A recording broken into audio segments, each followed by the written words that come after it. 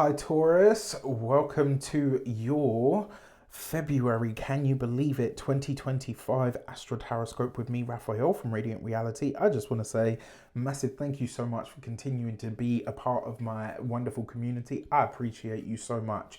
So remember, whenever I'm talking astrology, I'm using whole sign tropical Western astrology. For those of you that would like to know, those are the calculations that I use. Now, with that said, before we start, as always, I would like to bless my decks of cards with all forms of love, light, peace, prosperity, and abundance. And I pray that the messages that come through are ultimately clear and concise.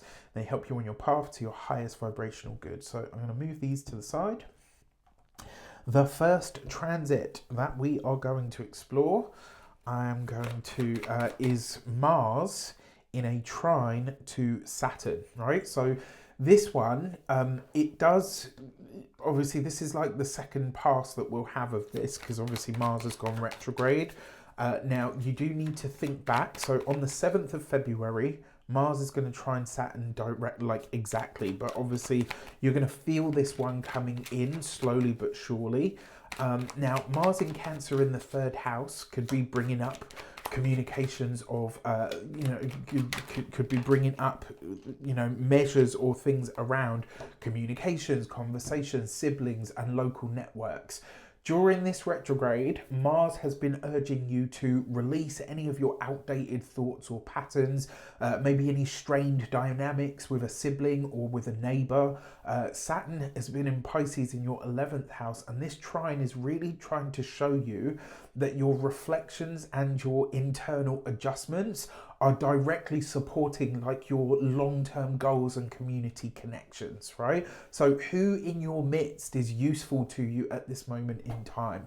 Now, this moment might bring clarity around how your communication or potentially even your mindset or maybe your, has maybe like how your mindset has impacted your friendships, your group associations, connections, etc., or maybe even just your long-term goals. This might be where you feel more emotionally equipped to create boundaries or engage with people and, anybody really, truth be told, in a way that builds like a mutual sense of respect and support. Now think back to October, around 11th of October of 2024. What were you working on in these areas of your life then, right? What was like a theme for you at that time? Because you're going to be revisiting, well, this is what you're likely to be revisiting at this time.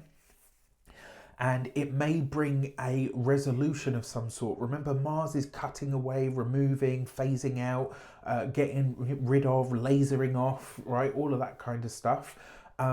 And so maybe it's helping you find an emotional breakthrough that really helps you align your internal self and thoughts and dialogue, etc., with your external sort of actions, especially around like group associations and things.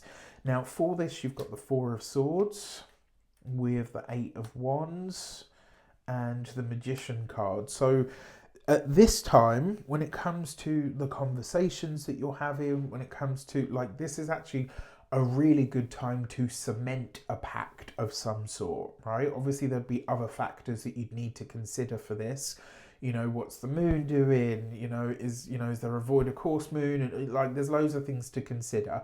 But on a whole, this would be a really good time for some kind of contract negotiations, potentially working with or around or alongside like a group of some sort. And with these cards in particular, this is saying any conversational communication that isn't really for the highest or at the highest level, park it.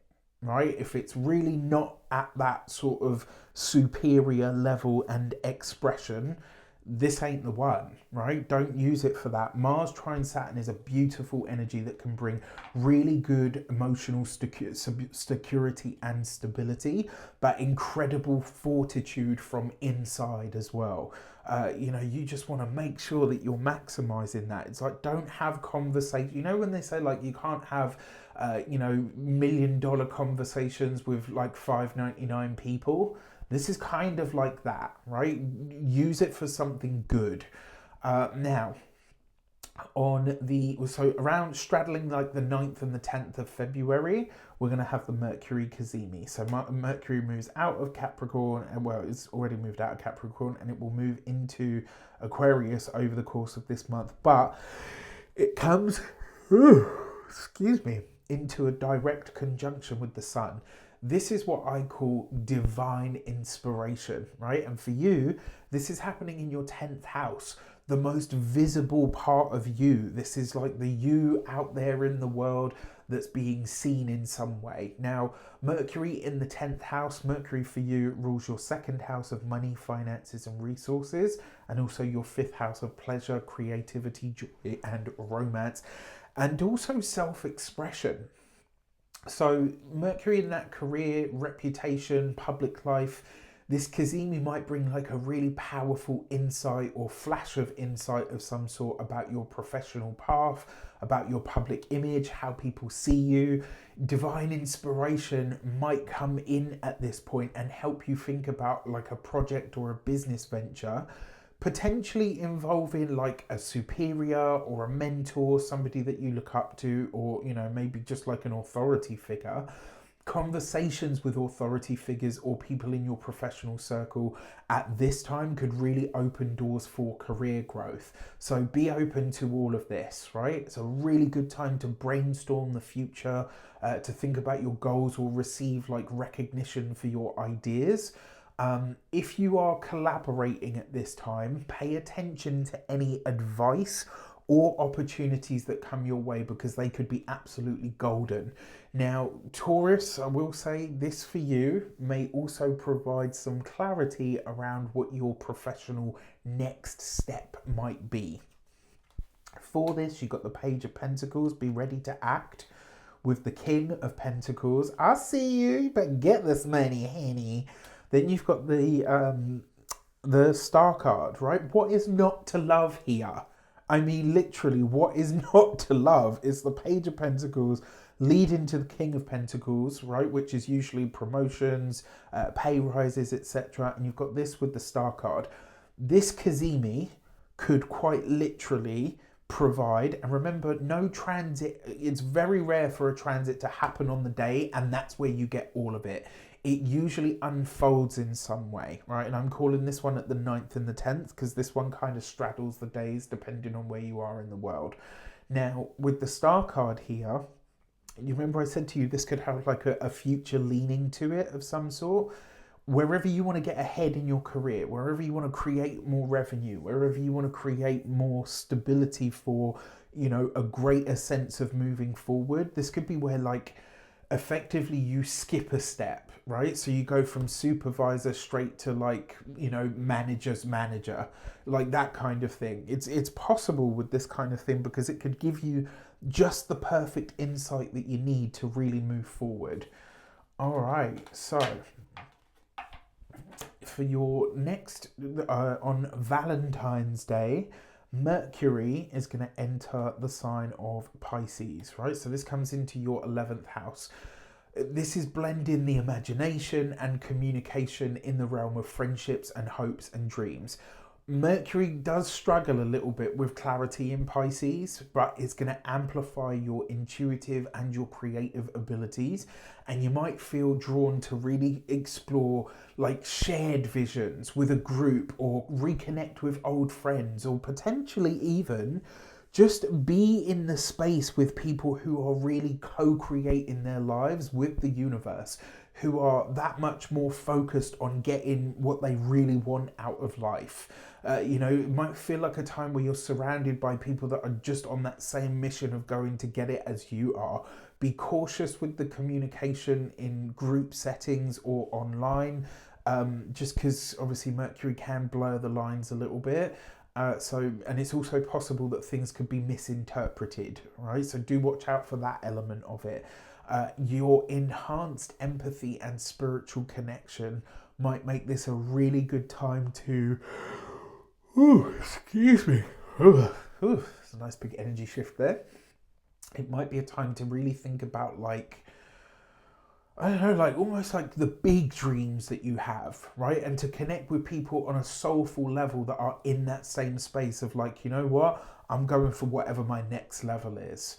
Journaling, meditation could really bring you some profound insights at this time, especially around your long term goals.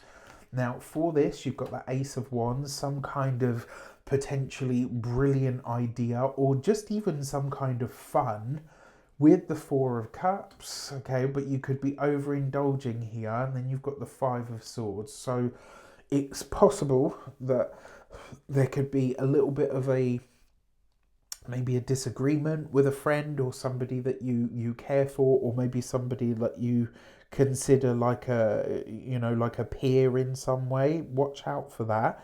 If you've got what's the other thing that I wanted to say?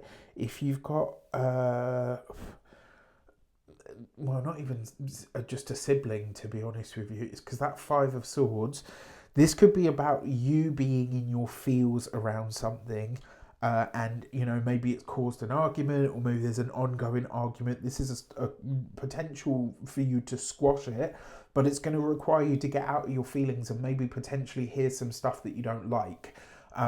Maybe you're delivering some stuff that somebody doesn't like. Either which way, if you are willing to have a hard conversation, this could actually really help.